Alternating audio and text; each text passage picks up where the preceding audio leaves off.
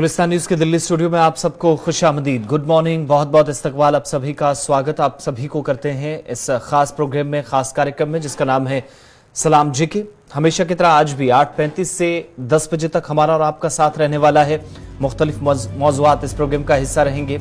आगे चलकर आपको बताएंगे कि जम्मू कश्मीर से लेकर कन्याकुमारी तक या मुल्क के अंदर जो बड़ी डेवलपमेंट्स हो रही हैं वो क्या कुछ है, मुल्क से बाहर इस वक्त क्या कुछ हो रहा है और कैसे दुनिया भर के बड़े मालिक नजर हिंदुस्तान पर हैं। पड़ोसी मुल्क चीन की भी बात करेंगे, जहां सिस्टम बदलेगा या नहीं ये बड़ा सवाल है, लेकिन एक बड़ी कॉन्फ्रेंस या कांग्रेस कह लीजिए वो शुरू हो चुकी है और क्या इस तकरीब से निकल कर आएगा ये देखने वाली बात होगी, क्योंकि आज एक तरह से मुस्तकबिल तय होगा चीन का और चीन के मौजूदा सदर का, या क्या वहां के सिस्टम में तब्दीली होगी, ये सारी चीजें देखने वाली बात होगी।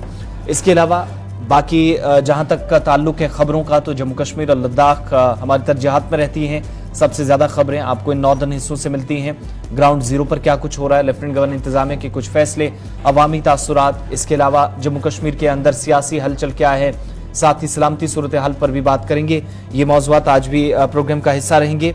लेकिन आपको बताएं कि आज अक्टूबर की 16 तारीख है और जो खेल को पसंद करने वाले हैं, मद्दाह हैं या शायकीन हैं, उनके लिए भी अच्छी खबर है कि आलमी T20 क्रिकेट वर्ल्ड कप जो है जिसकी शुरुआत आज से हो गई है, अब से थोड़ी देर बाद पहला मुकाबला खेला जाएगा और उसके बाद आप देखेंगे कि 22 और 23 तारीख के बाद बड़े मुकाबले होने हैं, जहां पर इंग्लैंड, ऑस्ट्रेलिया, भारत, पाकिस्तान जैसी टीमें आमने सामने होंगी। तो वो साथ साथ भी अपडेट्स आपको गुलिस्तान पर वक्तन फक्तन मिलती रहेंगी। हमारे तमाम सोशल मीडिया प्लेटफॉर्म्स पर आप हमारा साथ निभाएंगे, फेसबुक पर, इंस्टाग्राम पर, ट्विटर और बाकी जितने भी एप्लीकेशंस हैं, वक्फे से हम वहां पर भी लाइव नशियात आप तक पहुंचाते हैं। इसके अलावा जहां आपके फीडबैक की जरूरत है वहां उम्मीद करते हैं कि आप हमारी खबरों पर, तज्जियों पर, तबसरों पर, प्रोग्राम, डिबेट्स या बुलेटिन्स पर अपनी बात या अपनी आरा हम तक जरूर पहुंचाएंगे। तो आज के प्रोग्राम का बाकायदा आगाज करेंगे और सबसे पहले बात करते हैं आज के दिन की।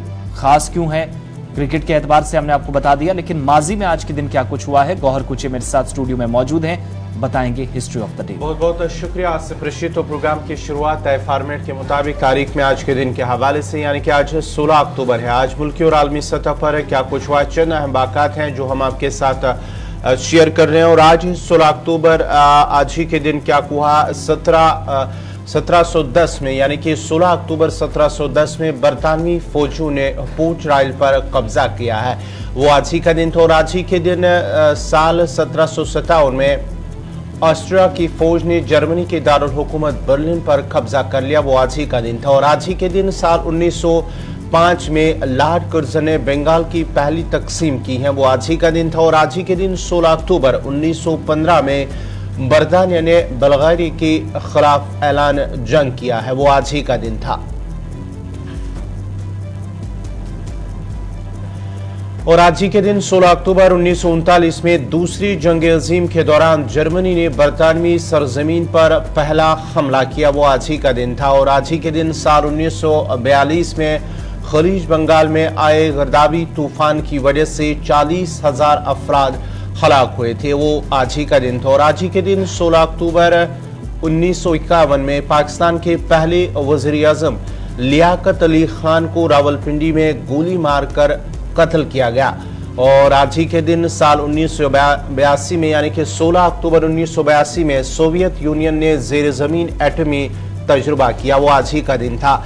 तो नाजरीन, ये थी तारीख में आज ही के दिन के हवाले से बात, यानी कि आज 16 अक्टूबर को क्या कुछ हुआ है। माजी में चंद वाक़ात हैं जो हमने आपके साथ शेयर किया। बाज़ाब्ता तौर पर खबरों की शुरुआत होगी और खबरों की शुरुआत करेंगे आसिफ रशीद। चलिए आगाज करते हैं उस खबर के साथ और अपडेट आपको बताएं सबसे पहले उस खबर पर जो कि कल से काफी सुर्खियों में है, लगातार आप गुलिस्तान न्यूज पर देख रहे हैं, और वो है उस कश्मीरी पंडित को लेकर जिसे कल गोलियों का निशाना बनाया गया और बाद में पुलिस की तरफ से भी इस पर कंफर्मेशन की गई कि चौधरी गुंड जनूबी कश्मीर के शोपियां जिले के अंदर यह हमला हुआ। ये ताज़ा तस्वीरें आपके सामने है। रात देर गए जिस शख्स को टारगेट किया गया और चूंकि जख्मी हुए थे चौधरी गुंड इलाके में, जिसके बाद अस्पताल पहुंचाया गया। पूर्ण कृष्ण भट्ट इनका नाम था और जख्मी हालत में इनको अस्पताल पहुंचाया गया, लेकिन जख्म इतने थे कि वो भर ना सके और इस तरीके से वो दुनिया से चल बसे। रात देर गए उनकी जसद को जम्मू पहुंचाया गया। डेड बॉडी जम्मू पहुंची तो इलाके में मातम पसरा। सिविल और पुलिस महकमे के जिम्मेदारान यहाँ पर मौजूद थे, इंतजार कर रहे थे और इतलात हैं कि आज मुट्ठी जम्मू के अंदर उनकी आखिरी रस्मात अंजाम दी जाएंगी। लेकिन उससे पहले गमो गुस्सा काफ़ी ज़्यादा है। ये तस्वीरें रात को जब इंतज़ार किया जा रहा था और उसके बाद जैसे एम्बुलेंस यहाँ पर पहुँची तो ख़वातीन हों मर्द हों तमाम लोग या तमाम लोगों की आंखें नम थी इस दुख भरे लम्हे को देखकर। और मरकज़ी सरकार हो, जम्मू कश्मीर इंतज़ामिया हो या वो तमाम तंजीमें हों जिन पर इल्ज़ामात लगते रहे इस तरह के हमलों के, तमाम लोग जो कि कल निशाने पर थे। ये तस्वीरें रात देर गए की हैं जब डेड बॉडी पूर्ण कृष्ण भट्ट की जम्मू पहुंची और खबर के मुताबिक सिर्फ 12 से 13 रोज कबल पूर्ण कृष्ण भट्ट जो कि सेब वगैरह उतारने थे तो वहां पर वो गए थे अपने भाई की मदद के लिए। शोपियां हर साल जाते थे और उसके बाद चाबी मकामी जो वहां पर मुसलमान हैं उनमें से एक मुस्लिम खातून है जिनको वो बहन की नज़र से देखते थे और बल्कि बहन उनको बुलाते थे तो उनको चाबी वापस थमाई थी और अब वापस निकलने का भी उनका इरादा था। लेकिन शायद उन्हें पता नहीं था कि उनका आखिरी सफ़र साबित होगा। कामकाज के लिए ज़रूर हर बरस की तरह इस बार भी घर गए थे लेकिन वापसी में उनका जनाजा जम्मू लौटा और तस्वीरें आपके सामने हैं। आज आखिरी रस्मात अंजाम दी जाएंगी। मातम और सन्नाटा कुछ इलाकों के अंदर, कुछ जगहों पर जहां मातम पसरा है, शोर शराबा है, हर आंख पुरनम है और चाहे वो सिविल महकमे के जिम्मेदारान हो, सिक्योरिटी इदारों के जिम्मेदारान हो, मुख्तलिफ सियासी जमातों की तरफ से जो लीडरान हैं वो भी एक एक करके ताज़ियती पैगामात के लिए पहुंच रहे हैं। तो ये तस्वीरें आपके सामने हैं। रितिका भी गौहर हमारे साथ ज्वाइन कर चुके हैं। जी हाँ, मज़ीद तफसीलात के लिए सीधा चलते हैं जम्मू, जहाँ हमारे साथ इस वक्त रितिका मौजूद है। रितिका, क्या कुछ अपडेट है? कितने बजे इनकी आखिरी रस्मात अंजाम दी जाएगी? जी, आपको बताना चाहेंगे कि यहाँ पे पूर्ण कृष्ण चंद जी का पार्थिव शरीर जो कि रात के करीब 10 बजे जम्मू में उनके जो निवास स्थान है वहाँ पे पहुँचा दिया गया था और तब से लेके अब तक परिवार की हालत जो है तो वो काफी दयनीय बनी हुई है। और अगर बात करें उनके अंतिम संस्कार की, वो जम्मू बंद तालाब में 10 बजे के करीब उन्हें अंतिम विदाई दी जाएगी। उनका अंतिम संस्कार को लेकर तमाम क्रियाएं 10 बजे के करीब पूरी की जाएंगी। क्या इंतजामिया की अफसरानिया इंतजामिया के लोग उनके घर पहुंचे हों या उसका सिलसिला भी अभी भी जारी है इंतजामिया की, या दीगर जो लोग हैं पार्टी के भाजपा की बात करेंगे तो क्या वो वहां पर पहुंचे हैं? जी बिल्कुल, आपको बता दें कि अलग अलग पार्टियों के और अलग अलग हायर ऑफिशियल्स जो हैं वो कल से ही उनके घर जम्मू विनायक नगर में पहुंचने का कार्य कर रहे हैं। और आज की अगर मैं बात करूं, अलग अलग राजनीतिक संगठन और अलग अलग सामाजिक संगठन जम्मू की सड़कों पे उतरने वाले हैं विरोध प्रदर्शन को लेकर, कहीं ना कहीं अपना गुस्सा जताने वाले हैं क्योंकि टारगेट किलिंग जो है वो 90 का दशक हो या फिर अभी का समय हो, वो थमने का नाम नहीं दे रहे। बिल्कुल, तो बहुत बहुत शुक्रिया रितिका। ये थी जम्मू से तफसीलात फराहम करे थी, जहाँ कल एक कश्मीरी पंडित जो शुपिया इलाके के अंदर नामालूम जो बंदूक बरदार, क्योंकि पुलिस का मानना है कि सिर्फ शायद एक ही, जो इब्तिदाई जांच के मुताबिक उनका कहना है पुलिस का, कि एक ही शख्स इसमें मुलविस हो सकता है, क्योंकि एक ही शख्स वहां उनके घर के पास पहुंचे जब उन पर उन्होंने अंधाधुंध गोलियां चलाई, उसके बाद वो वहां से फरार हुए। ये पुलिस का कहना है। जब ये चौधरी गुंड गांव जो शुपिया का है, जहां पर इस कश्मीरी पंडित को निशाना बनाकर उनका कत्ल किया गया, उसके बाद ही अगर हम बात करेंगे तो जम्मू के अंदर भी मुख्तलिफ मकामात पर एहतजाजी मुजाहरों का सिलसिला शुरू हुआ, जहां पर जो PM पैकेज के तहत या रिजर्व कैटेगरी के मुलाजमीन उनकी जानिब से लगातार जो एहतजाज करे, कल उनके एहतजाज में मजीद शिद्दत आई। उसके साथ साथ ही ओमपुरा शेखपुरा बडगाम के अंदर भी जो कश्मीरी पंडित हैं वहाँ पर उन्होंने एहतजाज किया और जो बडगाम श्रीनगर रोड है उस पर धरना देकर उन्होंने न सिर्फ इस हमले की मजम्मत की है बल्कि साथ ही साथ इंतजामिया पर भी कहीं ना कहीं सवाल उठाए। और जो एहतजाजी मुलाजमीन हैं उन्होंने एक बार फिर जम्मू कश्मीर इंतजामिया के साथ साथ मरकजी हुकूमत से अपील की है कि उन्हें वादी से बाहर, यानी कि उन्हें जम्मू में ही जो है जो ट्रांसफ़र पॉलिसी की उन्होंने मांग दोहराई थी, वो एक बार फिर उसमें वो मांग कर रहे जम्मू कश्मीर इंतजामिया के साथ साथ मरकजी हुकूमत से कि उन्हें वादी ना भेजा जाए। और साथ ही साथ लगातार आज भी जो माना जाता है कि जम्मू के अंदर मुख्तलिफ मकामात पर एहतजाजी मुजाहरों का सिलसिला वो जारी रहेगा। ये जम्मू की तस्वीरें आपके सामने हैं जहां पर मुख्तलिफ सियासी जमातें भी एहतजाज कर रही थी। एक तरफ जहां हुकूमत की शराब पॉलिसी पर हदफ तनकीद बनाया जा रहा था, तो दूसरी तरफ जो कि कश्मीरी पंडित मुलाजमीन के हक में भी ये तमाम लोग निकले। पीडीपी सदर महबूबा मुफ्ती की तरफ से भी ट्वीट किया गया, पीडीपी ने ट्वीट किया। इसके अलावा हमने देखा कि जम्मू के अंदर मुलाजमीन कह रहे थे कि जब तक उनके तहफ़्फ़ुज़ को यकीनी नहीं बनाया जाएगा, ये जिम्मेदारी कौन लेगा। और ये जो कल हुआ, यही वाक़यात होने के खदशात बढ़ रहे हैं, जिसके लिए वो वापस वादी जाने के लिए तैयार नहीं हैं। तो ये अलग अलग मकामात पर जहां पर ट्रैफिक को रोककर एहतजाज किया गया। आगे बढ़ते हैं, बात जरा अब उस स्कीम की भी करते हैं जिसके तहत डिजिटलाइजेशन का प्रोसेस आगे बढ़ेगा। और आज एक बड़े प्रोग्राम के तहत वज़ीर आज़म नरेंद्र मोदी की तरफ से जहां मुल्क की आवाम से आज वो खिताब करेंगे, दूसरी तरफ मुल्क के मुख्तलिफ 75 बैंक हैं जिनके डिजिटल यूनिट्स का आज वो आगाज करेंगे और इनमें जम्मू कश्मीर बैंक भी शामिल है।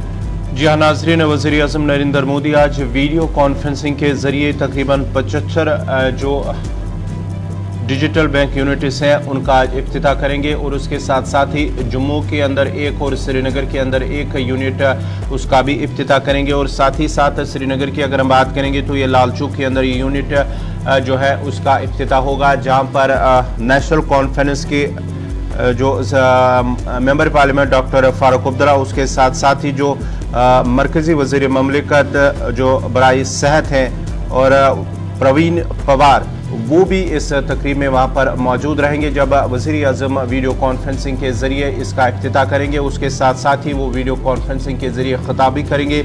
मुल्क भर के अंदर तकरीबन 75 डिजिटल बैंकिंग यूनिट्स कायम जो उनका इफ्तिताह होगा, उसमें जम्मू कश्मीर बैंक के 2 यानी कि जो श्रीनगर के अंदर एक होगा और साथ ही साथ जम्मू के अंदर भी एक होगा। इसका बाज़ाब्ता तौर पर जो है लाल चौक श्रीनगर के अंदर और छन्नी रामा जम्मू के अंदर ये 2 यूनिट्स कायम होंगे और आज बाज़ाब्ता तौर पर इनका इफ्तिताह होगा। साहिल इकबाल गुलिस्तान न्यूज़ नुमाइंदा हमारे साथ है। साहिल, क्या प्रोग्राम है और कौन सी 2 शाखें हैं जो इस डिजिटलाइजेशन के प्रोसेस का हिस्सा वज़ीर आज़म के हाथों आज बनने वाली हैं?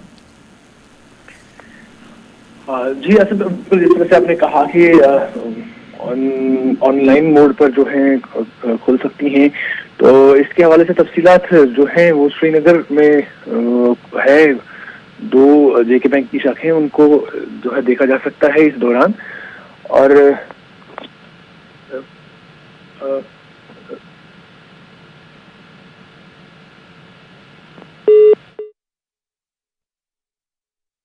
शुक्रिया, राब्ता मुनक़ता हुआ है साहिल से। जो तफसीलात हमारे पास हैं उसमें ये पता चल रहा है कि एक जम्मू के अंदर और एक श्रीनगर के अंदर, चूंकि जो जानकारी दी गई है जेके बैंक के एमडी और सीईओ बलदेव प्रकाश की तरफ से कि वज़ीर आज़म के हाथों इफ्तिताही तकरीब का हिस्सा बनने का उन्हें भी एजाज हासिल होगा। 75 अजला में डिजिटल बैंकिंग यूनिट्स यानी डीबीयूज का इफ्तिताह करेंगे वीडियो कॉन्फ्रेंसिंग के जरिए। श्रीनगर के लाल चौक के करीब, क्लॉक टावर के करीब जो एक जेके बैंक की शाख है, उसका एक यूनिट जो डिजिटलाइजेशन के प्रोसेस का हिस्सा बनेगा। और जम्मू के छन्नी रामा में जम्मू कश्मीर बैंक की एक शाख है, एक यूनिट है जो डीबीयूज में शामिल होगी। इस बीच ऑनलाइन बैंकिंग और इंफ्रास्ट्रक्चर के जरिए आवाम तक आसान जो मालियाती खिदमात हैं वो पहुंचाई जा रही हैं। बैंक की जानिब से जानकारी दी गई है और डीबीयू सार्फिन को खास तौर पर सेल्फ सर्विस सेक्टर और डिजिटल असिस्टेंट सेक्टर के अंदर भी एक मौसर, पेपरलेस, महफूज बैंकिंग की जो प्रोडक्ट्स हैं या मसनूआत हैं और डिजिटल खिदमात है वो फराहम करेगा। और मुतलका जिले में माली जो शमूलियत है या डिजिटल बैंकिंग है, ख्वानगी के लिए भी ये काम करेगा।